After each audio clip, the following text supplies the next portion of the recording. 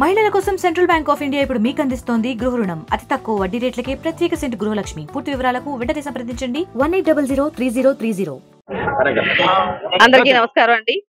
ఈ రోజు మనం చూస్తున్నాము కూటమి ప్రభుత్వం గత వైఎస్ఆర్సీపీ ప్రభుత్వం మీద ఎలాంటి ఆరోపణలు చేస్తూ వెళుతుందో, అలాగే వాళ్ళ ప్రవర్తించే తీరు నాయకుల పట్ల గాని, మా కార్యకర్తల పట్ల గాని మేము ఈ రోజు తీవ్రంగా ఖండిస్తున్నాం. ఎందుకంటే నాయకులు కార్యకర్తల వరకు వచ్చింది అది ఎంతవరకు సమంజసమో మనందరికీ తెలిసింది. అలాంటిది ఈ రోజు పవిత్రమైనటువంటి తిరుపతి విషయంలో కూడా వాళ్ళు ఎటువంటి భయభక్తులు లేకుండా ఆరోపణలు చేస్తున్నారు అంటే అది వాళ్ళ విఘ్నతకే వదిలేస్తున్నాం. కాకపోతే మా గవర్నమెంట్ అప్పుడు మేము ఎప్పుడు కూడా ఏ కులాన్ని మతాల్ని కూడా ఎప్పుడు కించపరిచి ప్రవర్తించలేదు. అలాంటిది ఈ కూటమి ప్రభుత్వం వచ్చిన దగ్గర నుంచి కూడా ప్రతి ఒక్కరూ కూడా కులపరంగా, మతపరంగా, పార్టీ పరంగా కూడా చాలా వరకు ఇబ్బందులు పడుతున్నారు. ఈ ఇబ్బందుల వల్ల చాలా మంది కార్యకర్తలు కూడా చాలా మంది కంప్లైంట్ చేస్తున్నారు.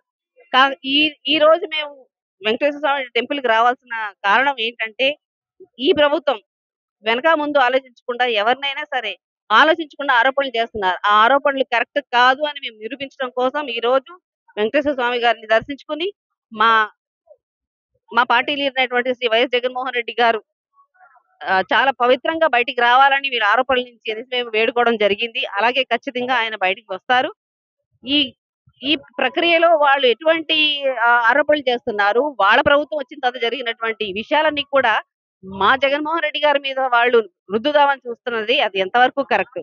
అది కరెక్ట్ కాదు. వాళ్ళు నియమించినటువంటి ఈవో ఆయన స్వయంగా ఇచ్చినటువంటి స్టేట్మెంట్ లో ఒకవేళ కల్తీ ఏమైనా ఉందనుకుంటే ఆ 4 లారీలు కూడా మేము పక్కన పెట్టడం జరిగింది. మేము ఆ లారీలు వాడలేదు, టెస్టింగ్ కి పంపించాము, ఇంకా రిజల్ట్ కోసం వెయిట్ చేస్తున్నామని ఆయన చెప్పినప్పుడు వీళ్ళందరూ ఆలోచించకుండా ఎంతో మంది మనోభావాల్ని దెబ్బతీసేటువంటి ఈ స్టేట్మెంట్ ఎలా ఇవ్వగలిగారు ఇప్పటి సీఎం గారు?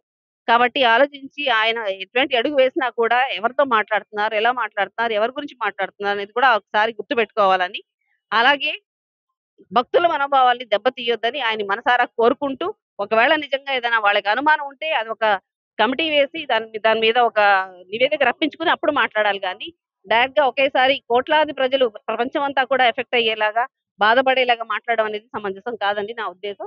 దయచేసి కూటమి ప్రభుత్వానికి మళ్ళీ మేము ఒకసారి విన్నవించుకుంటున్నాం.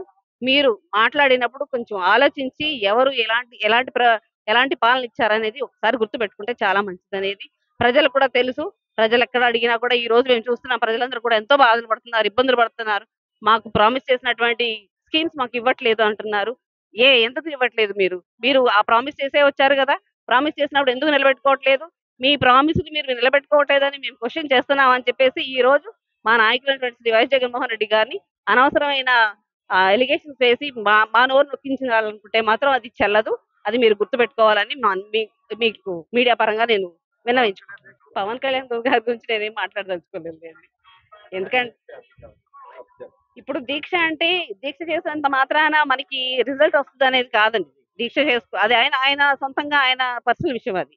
కాకపోతే ఒక ఎలిగేషన్ వేసినప్పుడు ప్రస్తుతం నా కూటమి చీఫ్ మినిస్టర్ అయినటువంటి చంద్రబాబు నాయుడు గారు ఆయన ఒక ఎలిగేషన్ వేసినప్పుడు అది మనకి ఏంటంటే ఆన్ పేపర్ రావాలి, ప్రూఫ్ కావాలి. మనకి ప్రూఫ్ తో వచ్చి అది ప్రూవ్ చేసిన తర్వాత కమిటీ వేయమనండి. కమిటీ వేసి ఆ కమిటీలో వాళ్ళ నివేదిక ఇచ్చిన తర్వాత మాట్లాడాలి. కానీ వాళ్ళ ఈఓ చెప్పినటువంటి స్టేట్మెంట్ వాళ్ళు అది రికార్డ్ చేసుకోవాలి. ఆ ఈఓ ఇచ్చిన స్టేట్మెంట్ కూడా వాళ్ళు బైపాస్ చేసి వీళ్ళు సొంతంగా మాట్లాడడం అనేది ఎంతవరకు కరెక్ట్ చెప్పండి? పవన్ కళ్యాణ్ గారికి కూడా నేను ఒక సిన్సియర్ రిక్వెస్ట్ అండి, మీరు చదువుకున్న వాళ్ళు మీరు కూడా చూడండి ఒకసారి అక్కడ జరిగింది ఏంటి, మీకు అక్కడ ఉన్నటువంటి రికార్డ్స్ ఏంటి, అవి పరిశీలించిన తర్వాత మీరు మాట్లాడి యాక్షన్ తీసుకుంటే చాలా బాగుంటుంది అనేది నా విన్నపం అండి. మరిన్ని వీడియోస్ కోసం ఛానల్ ని సబ్స్క్రైబ్ చేయండి, లేటెస్ట్ అప్డేట్స్ కోసం వాట్సాప్ ఛానల్ ని ఫాలో చేయండి అండ్ లింక్ డిస్క్రిప్షన్ లో ఉంది.